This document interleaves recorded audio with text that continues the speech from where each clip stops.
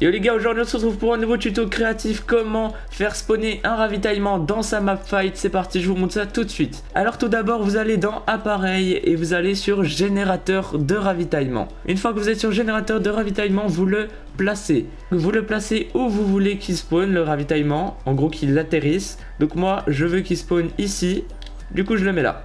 Attention à ne pas le poser en l'air si vous voulez pas qu'il atterrisse en l'air, car là c'est le point où il va atterrir. Donc pas le point où il commence à être en vol. Du coup, il faut le mettre absolument sur le sol. Sinon, il va tout simplement voler après. Et il va s'arrêter en vol et ça va être assez dur d'aller le prendre. Donc du coup, une fois que vous avez placé le générateur de ravitaillement, vous allez mettre les paramètres que je vais vous expliquer. Alors tout d'abord, si vous allez dans les 3 barres, vous aurez plus de paramètres que si vous allez dans les 2 barres. C'est pour ça que je vous conseille d'aller dans les 3 barres. Alors tout d'abord, nous commençons avec les PV du ballon. Donc ça, c'est les PV qu'il y a sur le ballon, en gros pas le ravitaillement mais le ballon. Du coup si vous en mettez beaucoup, plus vous en mettez plus ça va être long à le casser. Donc voilà, ça c'est selon vos préférences. Et si vous mettez infini, on pourra tout simplement pas le casser. Ensuite, ces paramètres là on va les skipper car c'est un peu trop dur pour ce niveau. J'en ferai des vidéos plus tard mais pour l'instant c'est pas ça qui nous intéresse. Du coup on va passer à la vitesse de chute. Alors ça, c'est la vitesse à laquelle le ballon va tomber. En gros, pas quand on casse le ballon, mais tout simplement quand il descend. Donc si vous mettez x5, bien sûr, ça va aller archi vite. Si vous mettez normal, c'est comme les parties normales, et ainsi de suite, x2, x3, x4, et ainsi de suite. Si vous mettez pas de ballon, il y aura tout simplement pas de ballon, et le colis va tout simplement descendre en chute libre, mais sans le ballon, justement, juste le ravitaillement. Pour l'exemple, je vais montrer avec un ballon. Alors, verrouiller au démarrage, ça, c'est pour savoir si quand le colis atterrit, on peut l'ouvrir ou pas. Donc si vous mettez oui, on pourra pas l'ouvrir, c'est un peu énervant. Donc du coup, je vous propose de mettre non. Après, selon vos paramètres, si vous y connaissez un peu plus, vous pouvez mettre oui, mais pour l'instant, je vous conseille de mettre non. Du coup, rayon d'apparition, c'est le rayon auquel le colis va apparaître aléatoirement. Donc si vous mettez dessus, ça va apparaître pile là où c'est que vous avez mis votre machine. En gros, il va pile atterrir là. Et si vous mettez 5 mètres, ainsi de suite ou comme ça va apparaître dans un rayon.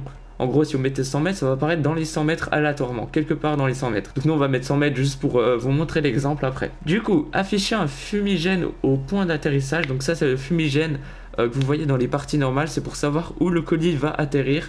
Donc comme ça, on sait à peu près, parce qu'en le regardant au ciel, on ne sait pas forcément où c'est qu'il va atterrir. Donc ça peut être pratique. Ensuite, afficher le symbole sur la mini-carte. Ça, c'est le symbole du colis pour savoir où il va atterrir aussi. Donc si vous voulez mettre sur la carte où il va atterrir, vous mettez oui et sinon vous mettez non. Délai d'apparition du ravitaillement, c'est au bout de combien de temps dès que la partie a commencé il va apparaître. Donc moi je vais mettre au démarrage du jeu, comme ça apparaît direct. Mais si vous mettez désactivé, attention, il ne va pas apparaître à moins que vous mettiez un canal pour le faire apparaître. Mais ça, faut déjà vous y connaître en mode créatif, donc je vous conseille ces paramètres là. Du coup, couleur de l'effet, ça c'est la couleur du fumigène.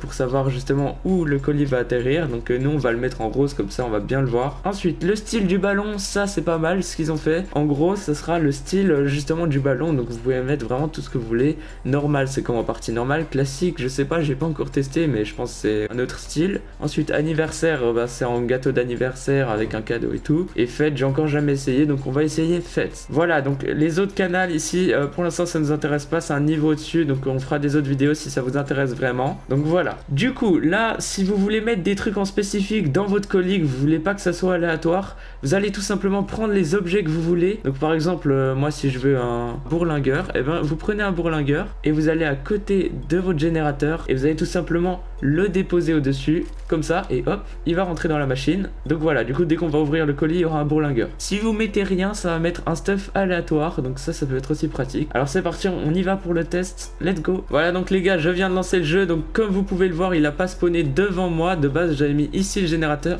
mais il a bien spawné ici puisqu'on a mis dans les alentours des 100 mètres. Donc du coup vous pouvez voir le fumigène en rose que j'ai personnalisé, donc c'est ça le fumigène.